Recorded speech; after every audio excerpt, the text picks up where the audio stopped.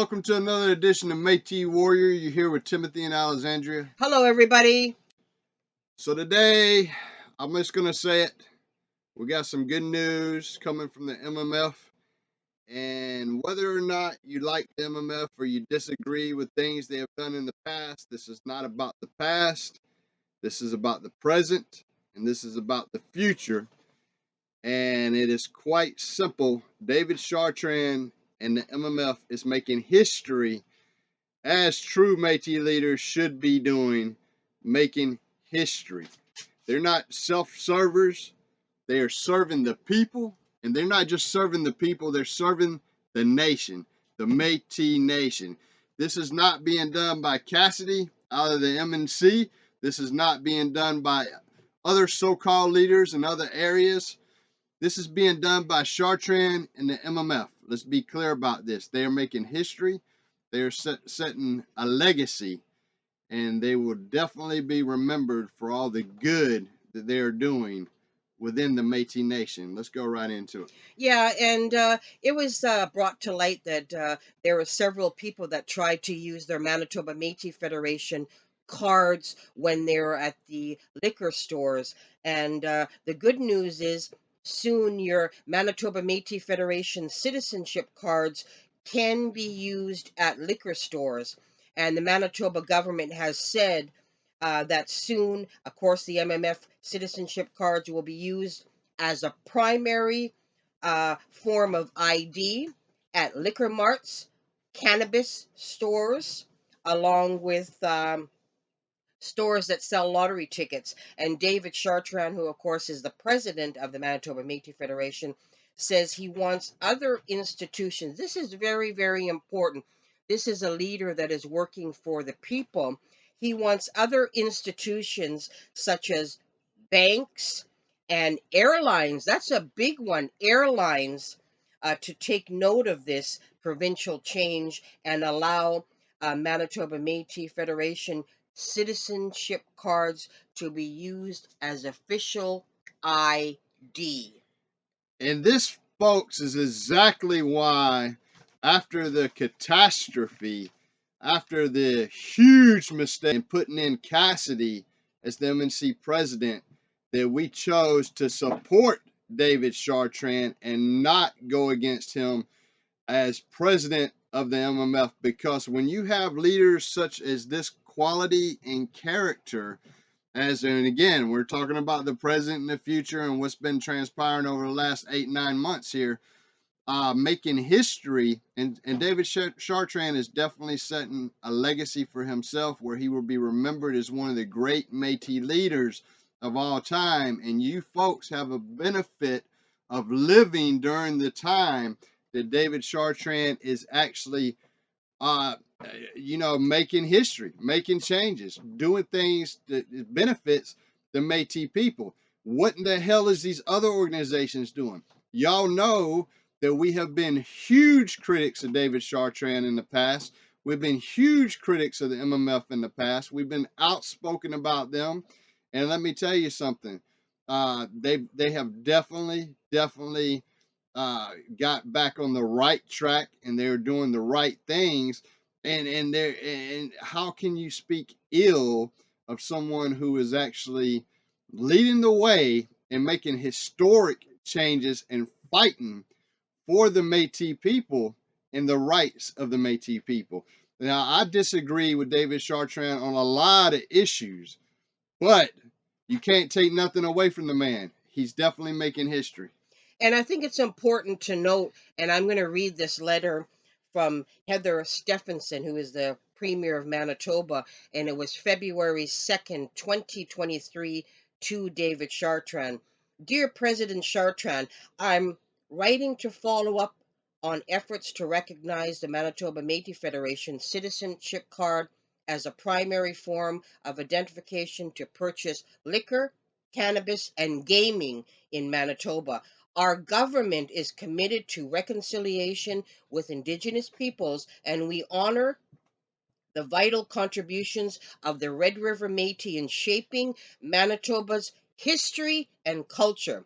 As a part of our efforts to advance reconciliation, we are committed to breaking down barriers. That's very important. Committed to breaking down barriers for Indigenous people to access products and services such as regulated by the province liquor, gaming, and cannabis authority, and their abbreviation is LGCA. After recent meetings and analysis, it is clear that the MMF Citizenship Card includes identity verification process and security features that align with the needs of modern retailers and regulators. As such, I am pleased to inform you that our government, meaning the government in Manitoba, will be updating regulations under the Liquor, Gaming, and Cannabis Control Act to recognize the MMF Citizenship Card as a primary form of identification. The LGCA will be leading the process to change these regulations over coming months. They will also be training staff at licensed establishments to recognize the MMF Citizenship Card as acceptable primary identification. This is key, primary identification.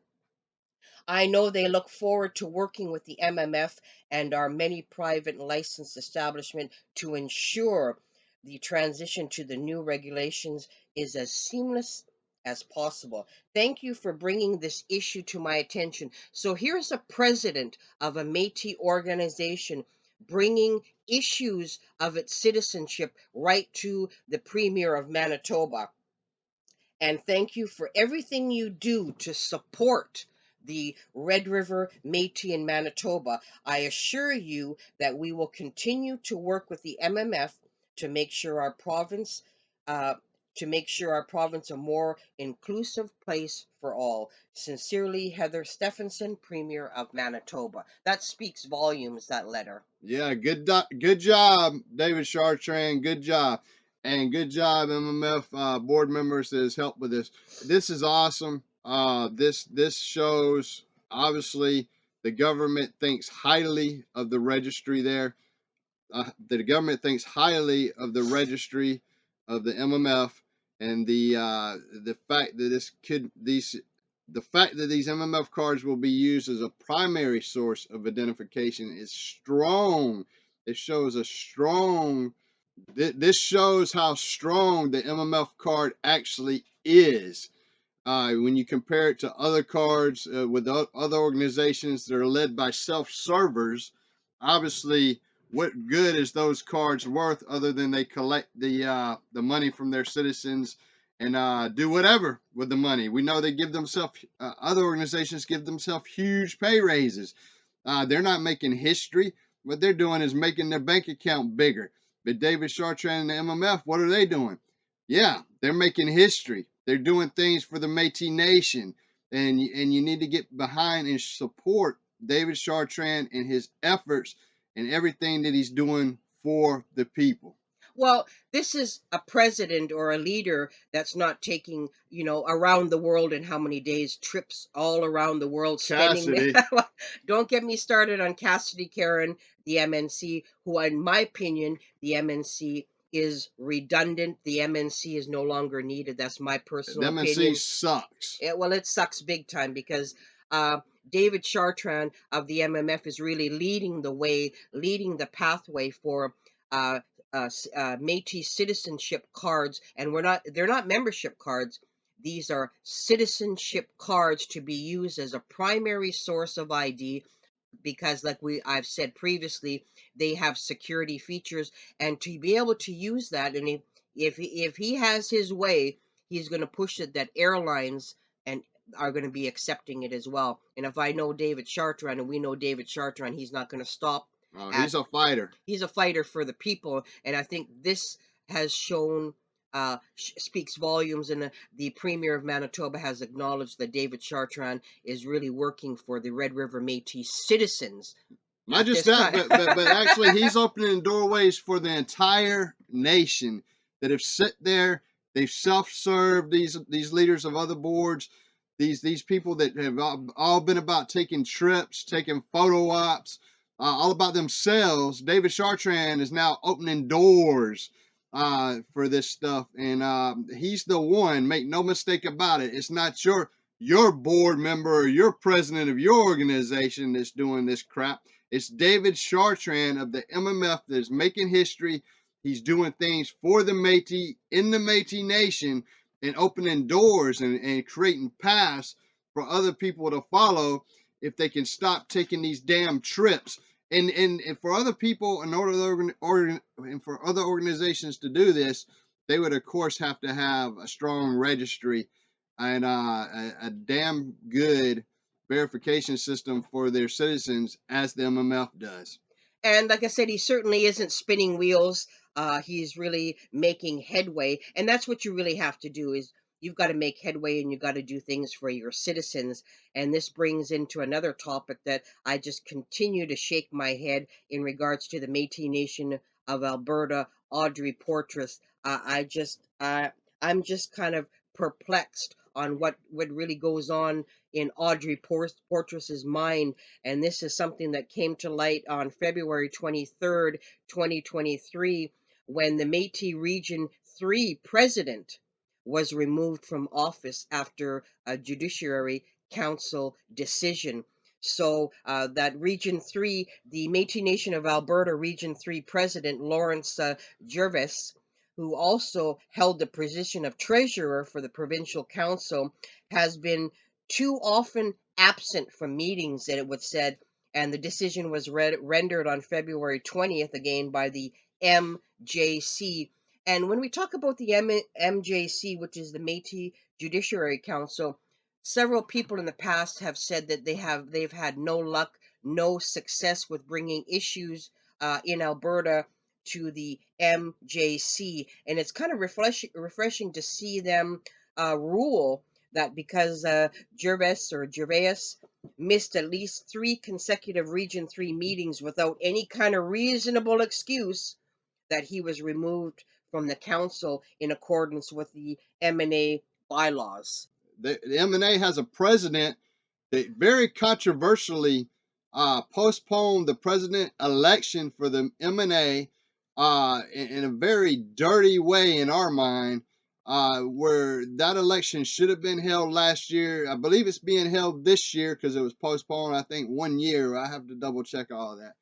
But if it is, Metis Nation of Alberta citizens, it is up to you to make the decision if you want somebody like Audrey to keep leading the Métis Nation of Alberta, or you want to put in somebody else in there. It's your vote that counts. It's your vote that matters.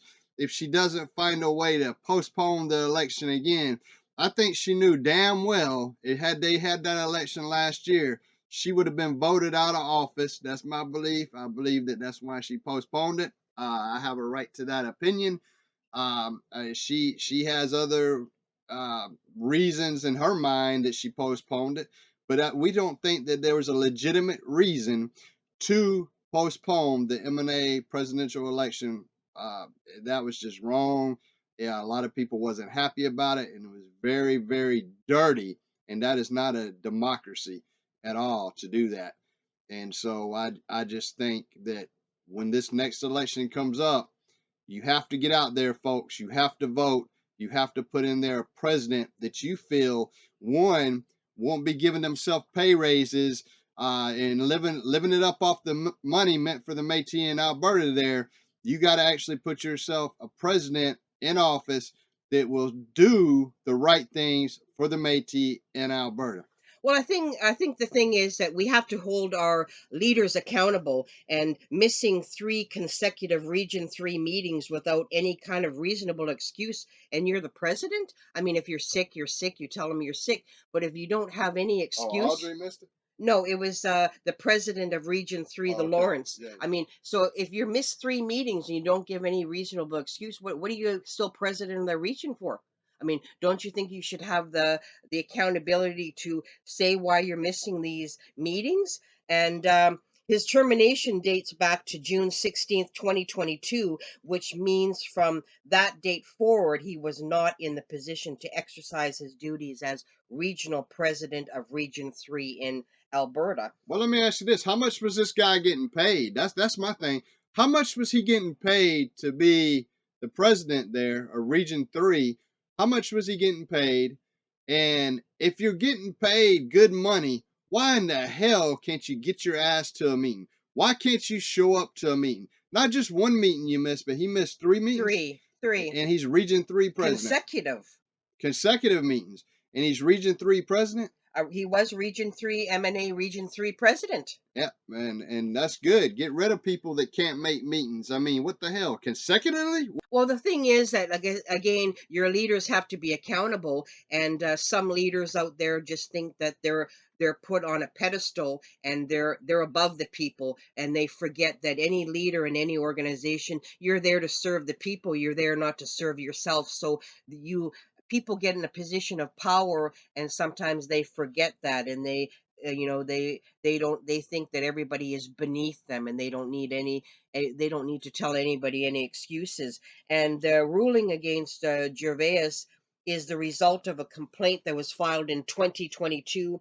Adam Browning, who serves as the treasurer for Region 3, and Lethbridge, Métis local president, filed jointly with Jeanette Hansen and Daryl Campbell in July. And it was that complaint. And Adam Browning says that he hopes that Region 3's success in holding local leadership accountable will encourage other regions to question the competency of their local leadership.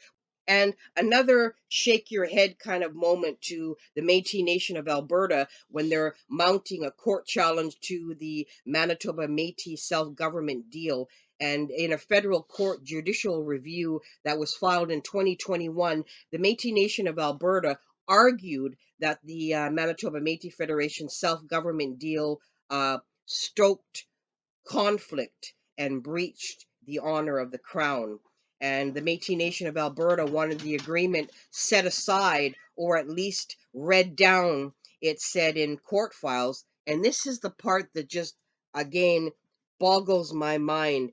It's alleging it empowered the MMF to potentially uh, supplement other collective Métis association by luring away their members. So I'm just Luring away their members. Let's understand this. When you have a president like Audrey Portress, it doesn't take much for people to want to leave the MNA. Let's just be real there.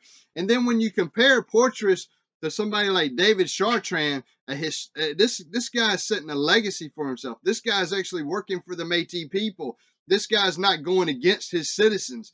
And so when you set a comparison like that between Portress and Chartrand, the choice should be damn clear in my mind. Right now, the MMF is leading the way. They are doing what the MNC and other organizations should have been doing, but they haven't because they've been self-serving. Let's be honest about that. If we got to do a whole show on how they've been self-serving, we can do it. But we've mentioned this in previous shows where these organizations are self-servers, believe it or not. And so it is insanity for you to complain that your members may want to leave your organization and go to the MMF, or think that it would take any kind of true effort for one of the MNA citizens to cross over to the MMF. How can any legitimate Métis government be afraid of another organization, and this is their terminology, allegedly luring away their members if they're doing right by their people? And again, to your point, if you were doing the right thing by your citizens, how would you be concerned that another organization may lure them away, as you claim?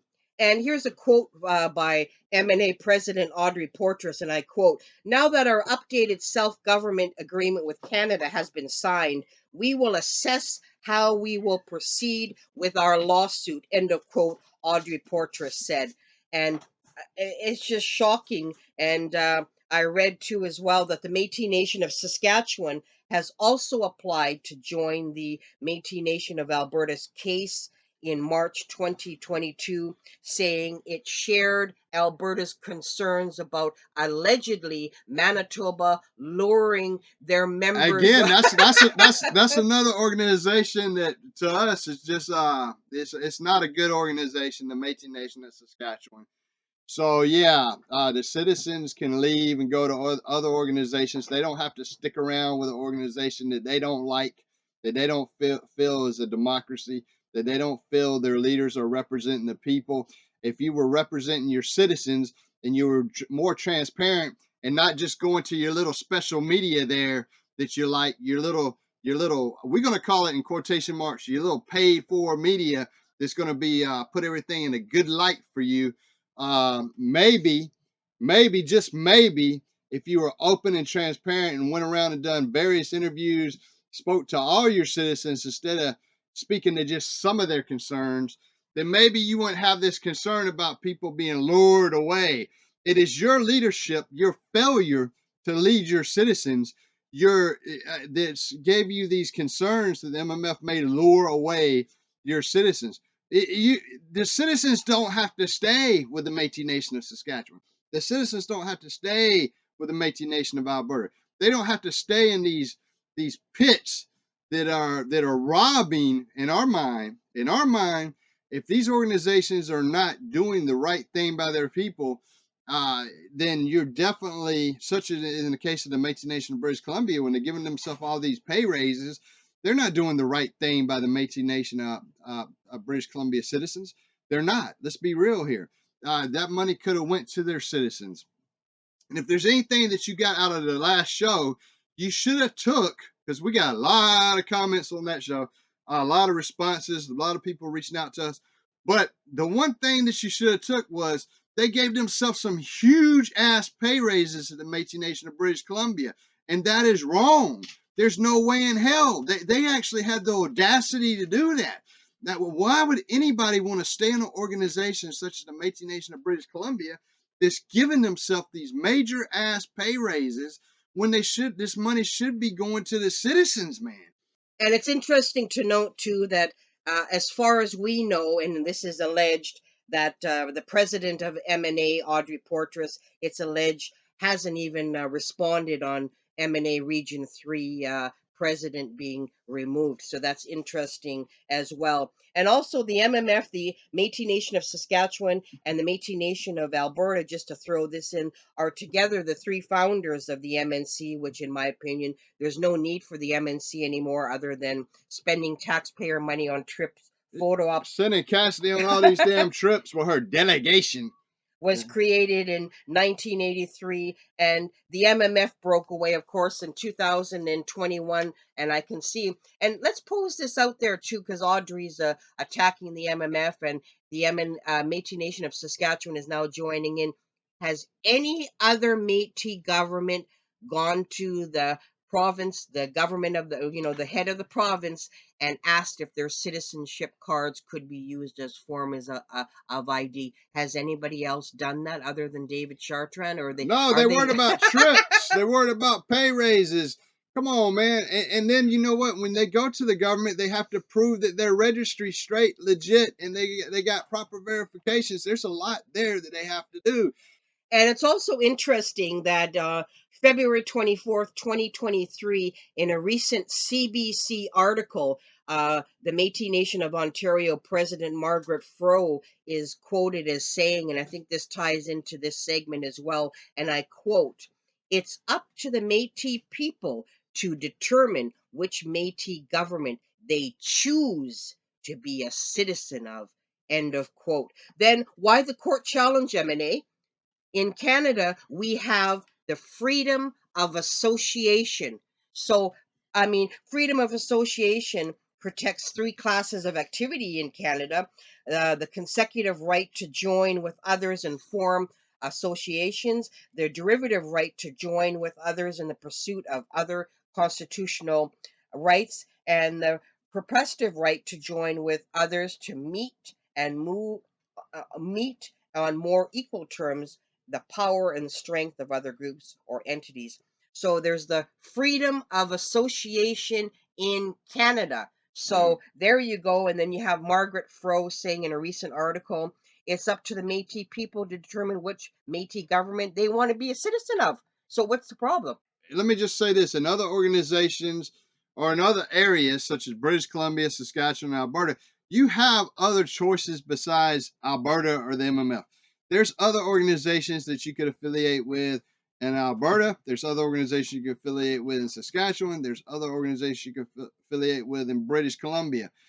So you have other choices. It's not that you just have to leave those organizations and go to the MMF. We're only speaking to the concerns that Saskatchewan and Alberta has brought up about the MMF luring their citizens away, or their potential to lure them away, as they claim. But there is other organizations that you can associate with that, in my mind, would be way better than your current organization, the MNA, or your current organization, the Metis Nation of Saskatchewan, or your current organization in the Metis Nation of British Columbia. Yeah, especially in British Columbia, you have multiple organizations there that you may want to look into, and try affiliating yourself with, other than the organization that's proven themselves to just only want to give pay raises. I want to speak on, before we go continue forward with what we got. I just want to say something about the complaints coming out of British Columbia. A lot of you reached out to us, and a lot of you have complaints. Our thing that's really aggravating with us is when we ask people to go on record, they want to complain to us privately, but then they don't want to go on record. And so you don't have courage. You don't have courage because you don't want to go on record. Some of you use the excuse, oh, you don't want the Métis Nation of British Columbia to know that you're complaining. Well, hell, we've already verified that it is public that you're complaining on your social media accounts. But for some reason, you don't want to come on record with us. But you want us to cover a lot of stories. So you're lacking courage. You're lacking courage to make change in your organization there at British Columbia. Yeah, you reached out to us. There's several stories that we could have covered concerning British Columbia today.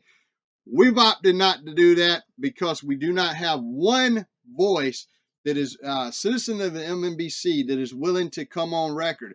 Yeah, we have your private complaints, and it's very frustrating to us. So the next time, and our sources at British Columbia, we understand. Y'all can't come on record because then the British Columbia would know that you're our sources, and then you'd be able to be less of a source for us if it was brought out that you were our source in British Columbia. However, the people that you get that help you with the information that you gathered, as far as like a lot of citizen concerns out there, there has to be one citizen that wants to come on and speak out. If you don't want to come on and speak out, you're lacking courage to fight. But you want us to come out here, and you want us to cover these stories going on in British Columbia, especially after our last show. A lot of you reached out, but then you just don't want to do it. We understand why the elders don't want to do it. We understand that. But for the other people, we don't understand why you don't want to do it. We have no understanding. You're afraid that you're gonna not never get any benefits from the MNBC. Why in the hell are you still with the MNBC? You're complaining to us that you're not getting any benefits. So then why are you still there? Why don't you associate with a different organization, and then you can just be outspoken or whatever? Why? As a matter of fact, if you complain about your organization and they don't give you a benefit, wouldn't that be more of a justified complaint even further, that they're going against you for speaking out? Because the MNBC likes to say that they're democracy, that they're this, they're that. I don't believe it, but that's what they like to say. So they should be open to citizen complaints. If you complain, to be honest with you, I don't see the MNBC not giving you future benefits because you voiced your concerns. I don't see it. I don't see it there. Now, if you were in Saskatchewan, I could maybe see this.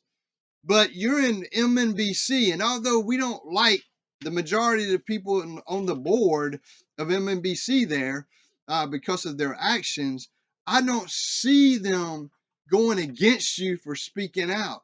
again, if you're in Saskatchewan, I can maybe understand this fear that you may not get any benefits or whatever. But these are people in British Columbia that are contacting us, and you're telling us that you're afraid to speak out. And let's just go on record here, Clara. We've invited you to our show. You've been very outspoken. So if you want to come on our show and do an interview with us, please come on to the show and do an interview. You've been president of the MNBC. I think you have a lot of insight that you can share on a lot of things that's going on there at the MNBC currently compared to what went on there while you were president.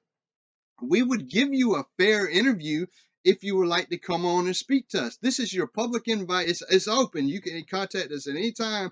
President Clara, former President Clara, the MNBC, if you would like to come on and speak out. Citizens that's reached out to us, we would like for you to find one person with courage that will come on and go on record. If you don't expect us to cover the majority of these stories because it's just us talking. You need to come on and share your personal experience and share your complaint. Let people hear it from your voice.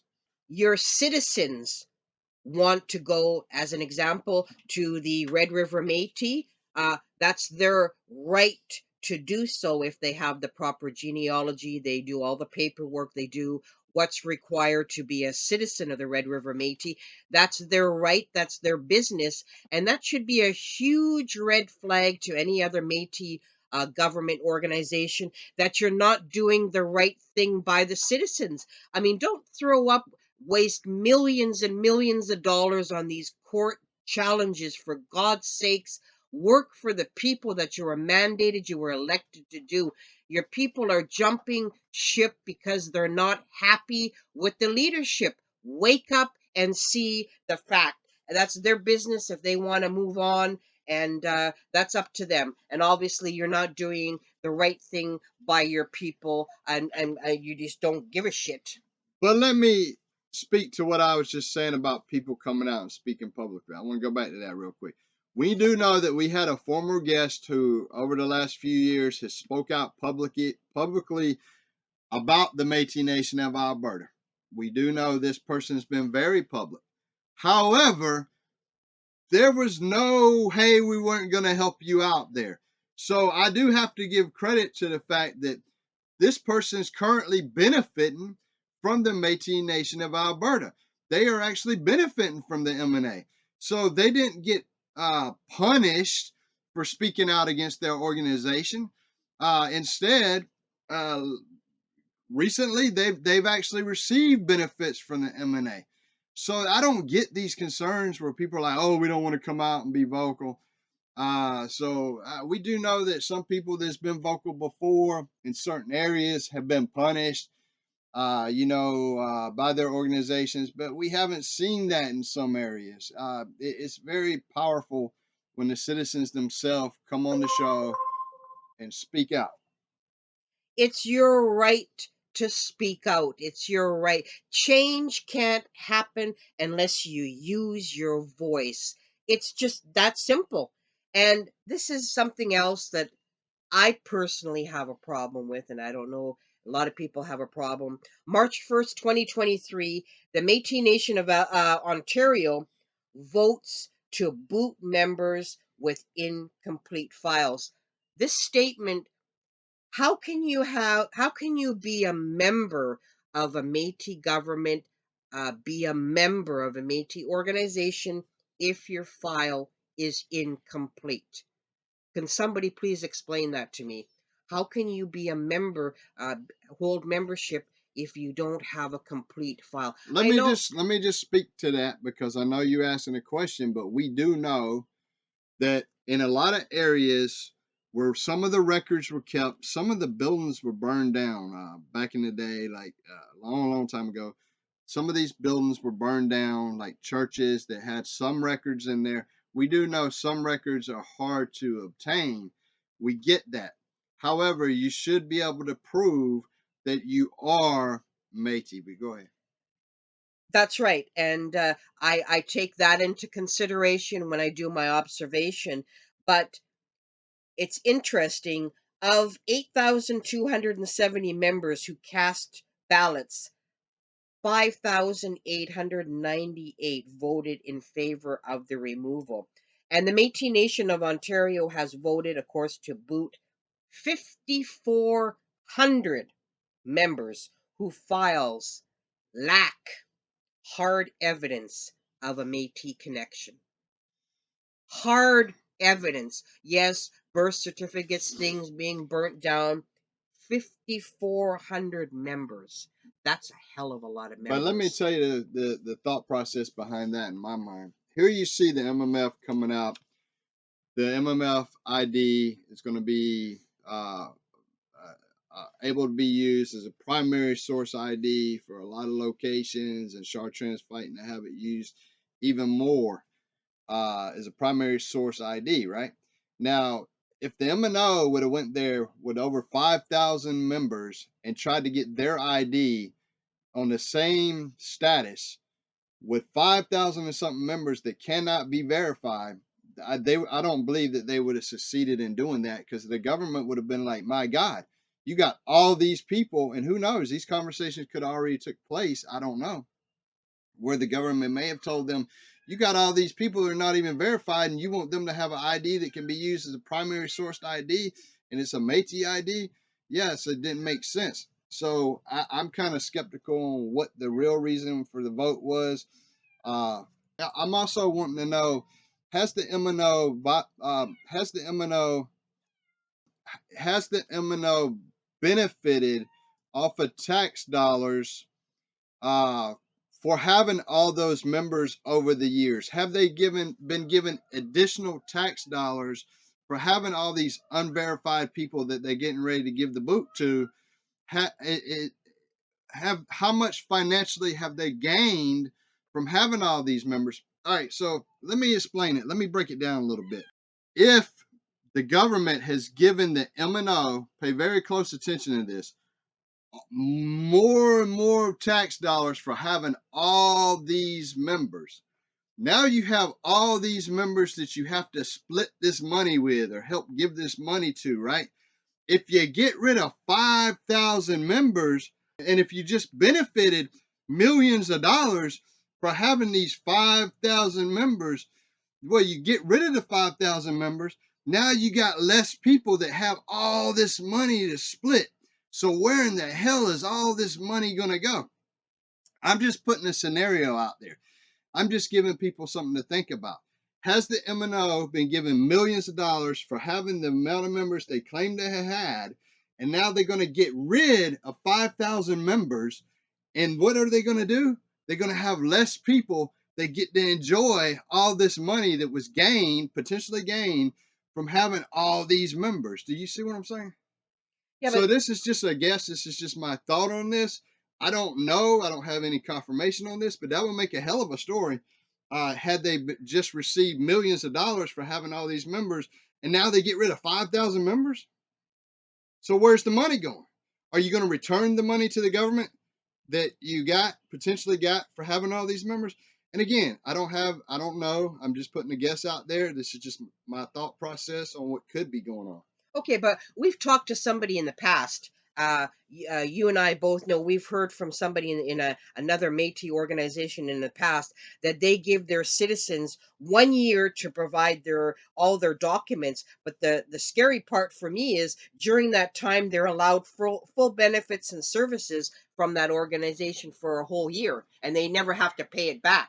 So how long has these 5,400 members had incomplete files for? What is the time limit that they have to squeeze into? Do they have a year to do Well, that? yeah, I want to make it clear to people listening that the person that told us that was in a different That's what I organization. did. Yeah. And so we don't know if the MNO was giving them 1 year. And then when you look back at that other organization that was giving them 1 year, all right, so let's say this.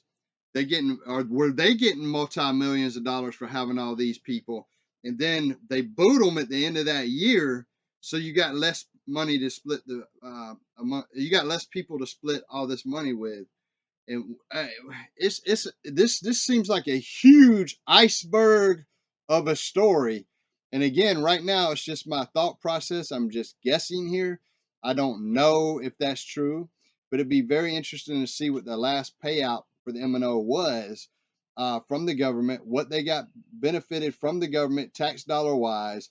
And now you getting rid of over 5,000 members, according to what we're reading here. Well, Fro says in the release, Fro mentions in the recent release, she emphasized that no one loses membership.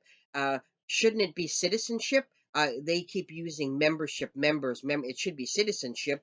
Fro is mandated to call a special assembly to decide what comes next. So how long I'm is this special? confused. What you mean? I thought you just said they. Now I'm more confused because you just said they're booting five. They voted to boot They 5,000 That's members, right, but then but nobody's losing the membership. they voted to boot them, but Right. they have to go through a special assembly to see how they're going to do that. Oh, okay. So democracy at its finest here. So the citizens vote or the people vote to boot them, but then Fro steps in and says, "Wait a minute. We yeah, let's go. Let's see. Maybe nobody's going to lose members. So what in the hell was the vote for? So the vote didn't go your way. So now you're going to say, wait a minute. So the vote didn't. This is just another thought process here. The vote didn't go your way. So you're going to say, wait a minute. No, we did this vote, but since it didn't go in the way direction I liked, let's put together a special assembly to see how we're going to do this. Yeah, because there could be a lot of fallout on that, especially if they just got multi-millions of dollars for having all them citizens. Well, your federal funding is based on how many citizens, how many Yeah. members you have. So that's federal dollars, taxpayer dollars is based on your membership, your citizenship numbers. And it says that Fro is mandated to call a special assembly. So how long is this going to drag this out before they have it? Who's going to, is obviously Cassidy is going to be involved in the special assembly. What other people? Oh, yeah. Wow. I wonder where they're going to hold that at. What country they're going to hold that in. And it's But all, listen to this though. This is what I'm trying to say here. Why? What was the purpose of the vote? If the vote was to boot the people out, then why are they not being booted out? What the hell's really going on? If you had a vote and the vote came out to vote them out, why is it being? I don't understand what this special assembly is. 8,270 members cast ballots, and 5898 voted in favor of the removal. But Margaret Fro has said that she is mandated to call a special assembly to decide what comes next, what steps they're going to do to boot, remove these members, because I mean You boot them. that's a lot of members, 5,400. Maybe they're going to say we're going to give people more time to come up with I don't. Well, no, I don't agree with anybody getting a Métis ID that has not verified themselves as Métis. But you're giving people a Métis ID. How much time have these people already have? We don't know. How much time have they had to prove themselves Métis? Now, if this sounds like bullshit to me coming from Fro. This is what it sounds like to me because you have a vote. The vote was to boot the damn people. Why in the hell are you not booting them? That was the decision of the vote. But Fro don't like it, so she's going against the vote. Is that democracy? Well, we don't know. Like I said, again, in the Metis Nation of Ontario release, again, it was said that Ontario has been working on legacy issues within its registry as well. So there's always, Ontario has always been working on registry issues within their membership. And the thing that bothers me here is 5,000 unverified members. That's a huge problem. And so 5,000 of your members are not verified Métis, over 5,000 from, but you don't like the vote. So you put a halt to the boot. That's what I'm hearing. That's the way I perceive what I'm reading here. well, I've heard from a few people that are citizens or members of MNO, and I'm not going to name them. And this is just alleged that it's allegedly that it's a way to get rid of some people that don't agree with the MNO's policy, what's going on. This is alleged. It's just whispering conversations between myself and several MNO members that are saying that some of their family members are getting the boot because they're raising concerns or whatever. This is just alleged that I've heard. And Well, let me tell you something. If you're not a verified Métis, where's your complaint? If and you know what, we get, trust me, we get and we know because we've done tons of research on this. We absolutely understand, absolutely, that there was buildings that held records that had been burnt down over 100 years ago. These buildings were burnt down, and a lot of the records were lost. We absolutely understand that. We do. However, there you should at some point be able to prove that you're a Métis. I do not believe anyone should have a Métis card unless they're able to prove that they're Métis. I don't believe unless you can prove that you're Métis that you should have a card. I just don't believe it.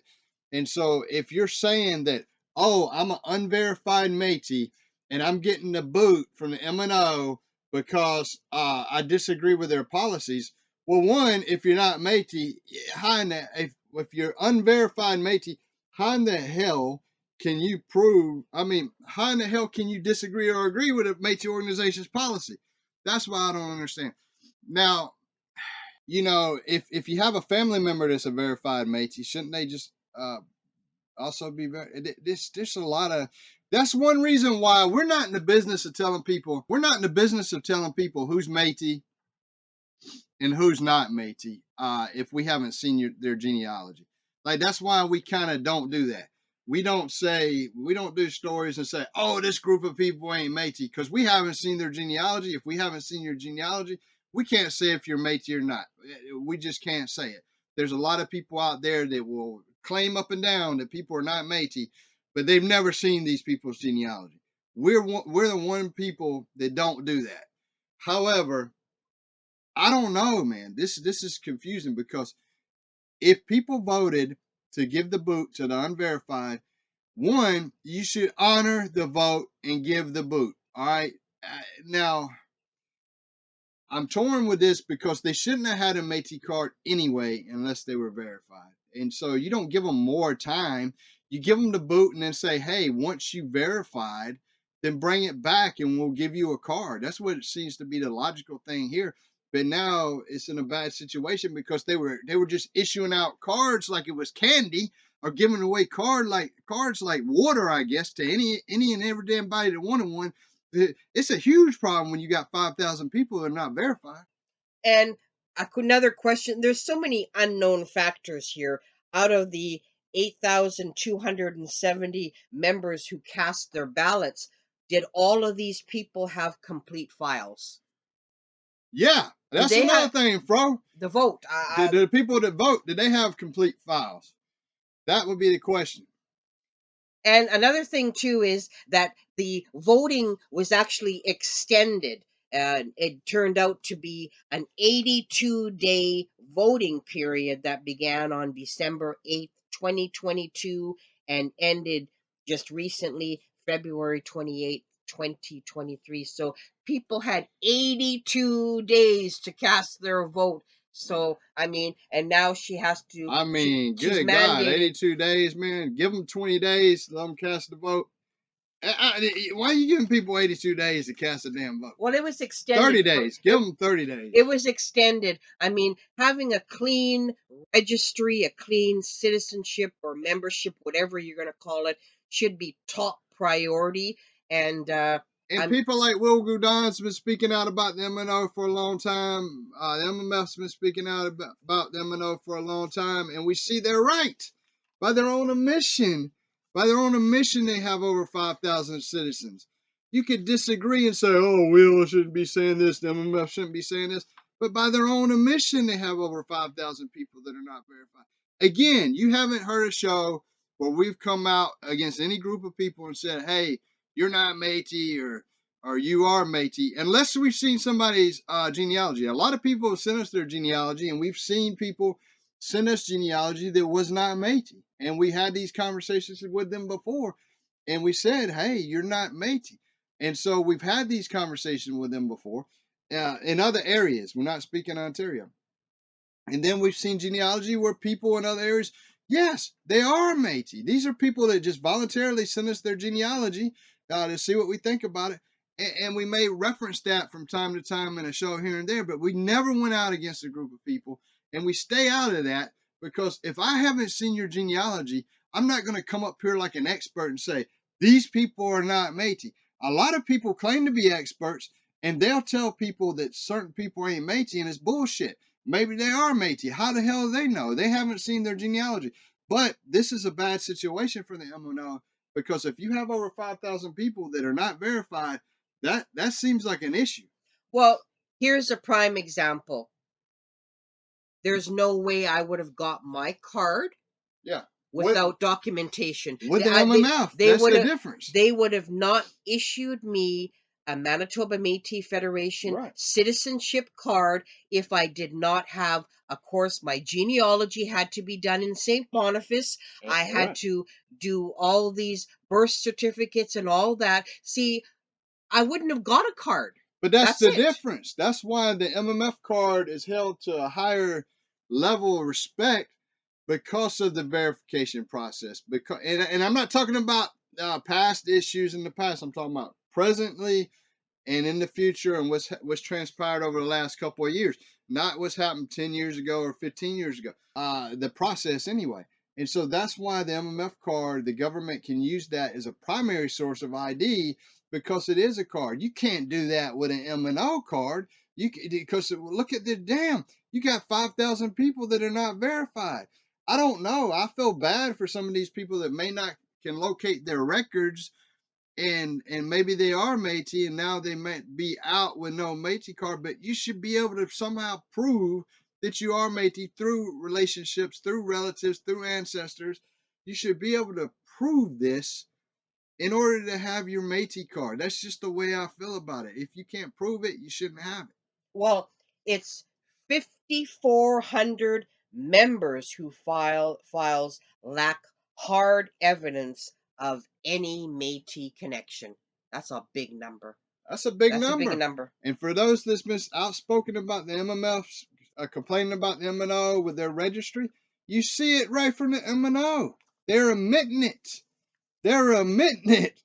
You know, they're admitting they have a screwed up registry. They're admitting that they have over 5. It's there. It's there. You see people admitting stuff now. So yeah, who's been right and who's been wrong in the past? Clearly, the people at the MMF, Wogadon, everybody's been complaining about this. Yeah, they've been right about it, and you didn't believe them. And the thing is too, if all these other organizations all these other Métis government Métis organizations are so scared that the MMF, the Red River Métis, is allegedly luring their members away, do right by your people. Do the right thing. Serve your people. Then you got nothing to worry about. Why go in, these court challenges, spending millions and millions of dollars? There's no transparency. There's no accountability with your leadership. That's why people are leaving. Wake up. I think every citizen in the MNBC should leave the MNBC. That's my personal opinion. There's people that are creatures of habit and they just stay in whatever situation they're in. And there will be some people that stay and they'll try to make changes through voting. We understand that. We spoke to a lot of people. But there is other organizations besides the MMF. You might not like the MMF, so you might not want to leave the MNBC to go to the MMF. I don't know why, since the MMF is doing so much good for the Métis. But there is other organizations in British Columbia that you can consider. So that should be a thought that you have. Yeah, but some people have told us too that they're trying to leave their current government, leave their current organization, and allegedly that organization won't give them their paperwork back, their genealogy. That's your genealogy. You've paid for it. You own it. You can get the paperwork back. That's your right. Maybe you should. They can't withhold your paperwork if you're no longer wanting to be a citizen. And you know what I think should happen? I think for people like that, if they're trying to leave to go to a certain organization, they should go to that organization and say, "Hey, I'm trying to come to this organization, but they won't give me my paperwork." Then maybe these other organizations that they're trying to go to should have an office dedicated for retrieving this paper, helping them to get their paperwork together from these other organizations. There should be some kind of legal stipulation.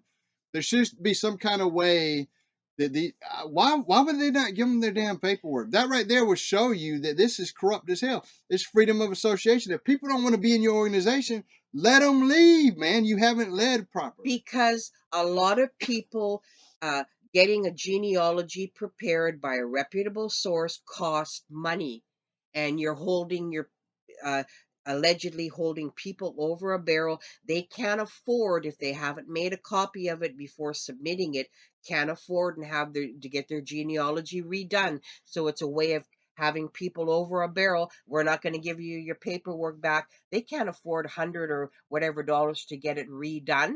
And let me give you another scenario. So let's say that these people leave and they got to get their genealogy redone. They'll never come back to these organizations, even if they do get new leaders, because they've had a bad taste in their mouth. Why don't these organizations just give their citizens the paperwork to leave? And maybe if they leave and go to another organization and they don't like the other organization, they'll end up coming back once you get new leadership in these organizations. Again, I mean, you look at British Columbia, there's other avenues there in British Columbia that we've never even had a complaint on some of these other organizations there, and there would be an alternative. So you just don't have to say, I'm going to be in the MNBC, I'm going to be in the MMS or MNA or the MMF. No, there's other alternatives for you out there. And so right now, the MMF is making historic changes. They're making good progress in benefits for the Métis people, rights for the Métis people. But we do know that by the MMF doing these things, that they are opening other doorways for other organizations to do similar things if they have a strong registry. And again, folks, Métis citizens should feel free to belong to any organization as long as they have the proper documents, genealogy. That's their right. Obviously, like I said, if they want to leave your organization or leave your government, you're not doing the right thing. So it's not rocket science, folks. You're not doing great or doing good by your people. People don't want to be in your organization. It's not rocket science. Yeah, I mean, if organizations are led by self-servers, then yeah, your citizens ain't going to be happy. If all you're about is yourself, like you said, spending all this money for court to go against the MMF or whatever, is that money that should be going to your Métis citizens in Alberta? Is that money that should be going to your Métis citizens in Saskatchewan? I mean, I don't know all the details on that. Again, I'm just throwing some thoughts out there for people out there, but I'm sure this does cost a substantial amount of money. And where are they getting the money? Are they taking it from the Métis people to try to go against the MMF in order for them to try to hold their citizens there so that they can keep profiting all this money and keep self-serving? Well, yeah, because if you lose your members, you lose your taxpayer federal dollars. So the more members you lose, you're going to run scared because you're not going to have access to that millions of dollars. Well, that's it for us for this time. And yeah, there's a lot to consider. Go back and re-listen to the show. I know we said a lot here. Take care, folks.